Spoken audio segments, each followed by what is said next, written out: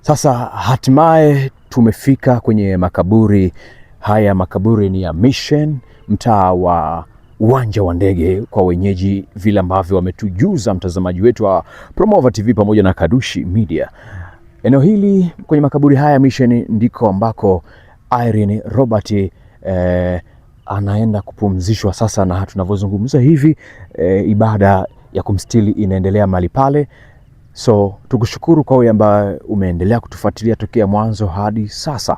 Karibu tukashuhudie tukio la mwisho kabisa la kuwekwa mwili wake kwenye kaburi ama nyumba yake ya milele. Mimi ni Pasco Kadushi PK, na ambaye anasimamia picha, video na sauti yeye anaitwa Jackton Msafiri.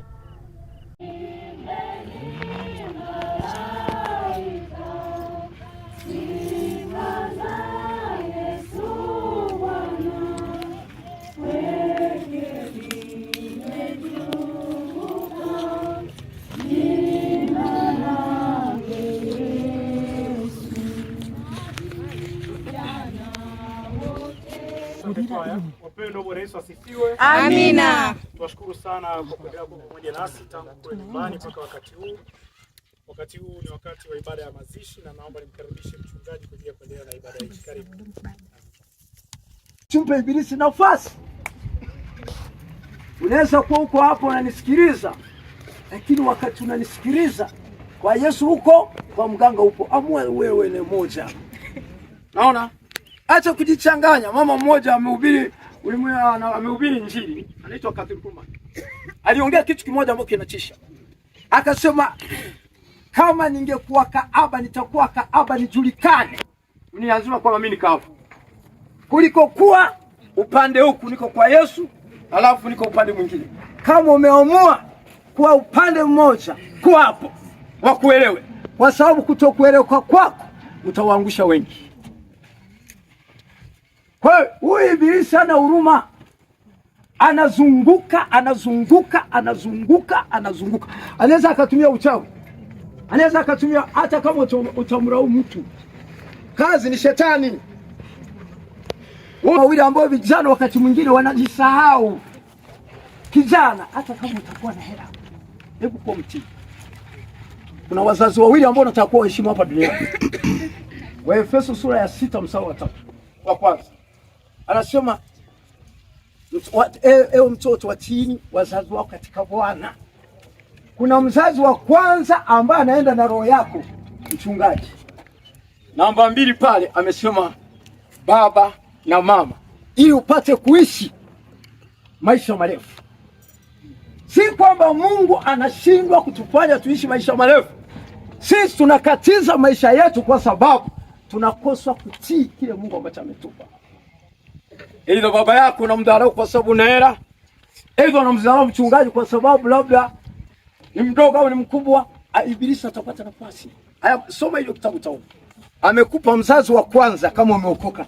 Mzazi wako wa kwanza ni baba yako wa kiroho. Kwa sababu unaposafiri anaenda na wewe.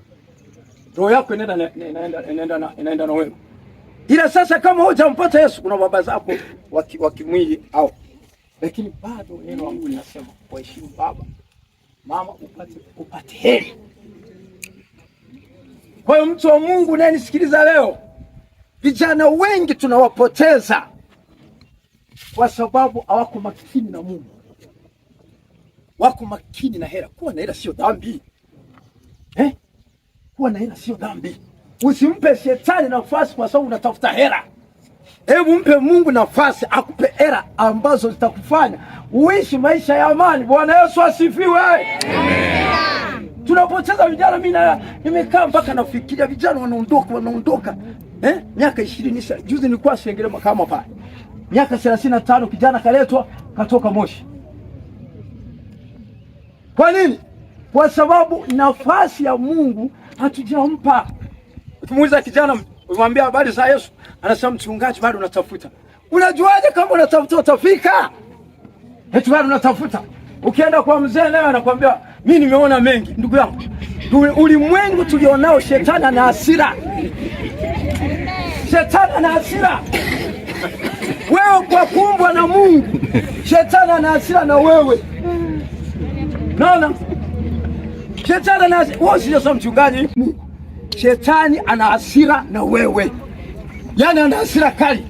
Sio kasema mchungaji mimi ni mlevi, uwe mlevi sio mlevi, shetani ana hasira na wewe. Ili uponyoke hasira ya shetani, ukumezwa na huyu Yesu. Akishakumeza, wachawi wakikuona wanasema huyu kumpatia ajira haiwezekani. Wachawi wametamba sasa hivi kwa sababu wanaona wewe una nafasi na Mungu. Wachawi wananyonga tu watu kila wakati, wanachukua tu. Kwa nini? Mungu hajapata nafasi.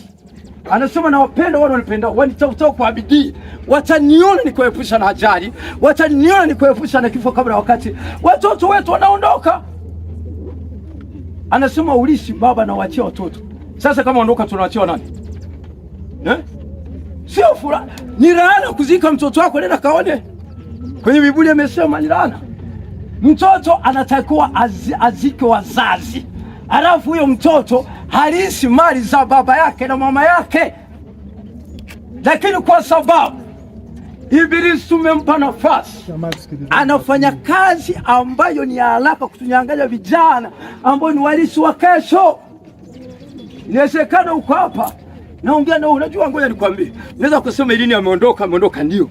Lakini huenda shetani alikuwa ameshamwekea alama katika ulimwengu wa roho, hatujui. Ili huyu adui asiweze kumeza kaka, unamhitaji Yesu.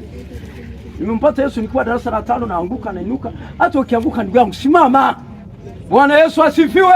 Amen. Ukianguka inuka. Inuka usimame tena. Lakini ukisema mchungaji nishaanguka basi. Inuka tena, endelea na safari. Amen. Nitaenda kukuombea hapa, nitaenda kukuombea watu hapa. Kama huko hapo mweko alama kwamba unaondoka mwezi huu, tunaenda kuifuta leo katika jina la Yesu. Tunaifuta leo, hata kama wachawi walikuwa nasema tunamuondoa, tunaifuta. Kwa sababu mpendwa, tuko katika kizazi ambacho tunanyang'anya watoto wetu. Bwana Yesu asifiwe. Mimi namaliza ujumbe, unajua si muda mrefu. Anasema muwe na kiasi na kukesha. Anasema muwe na kiasi na kukesha. Kwa sababu mshtaki wenu kama simba ngurumaye, anazunguka tujise hivi, anazunguka ili ameze nani? Sema mimi hata nimeza. Sema shetani hata nimeza mimi mwaka huu. Sema shetani hata nimeza. Anazunguka huku na huku. Ukiona mtu ameugua malaria, unasema malaria. Ni shetani yuko kazini pale. Kifua kikuu ni malaria, anazunguka na meza ili watu wasikose cha kusema, wanasema ni malaria. Ni shetani kafanya kazi. Kule toa. Taratibu tunaongeza kamba. Tunaongeza kamba. Achieni sanduku. Hapo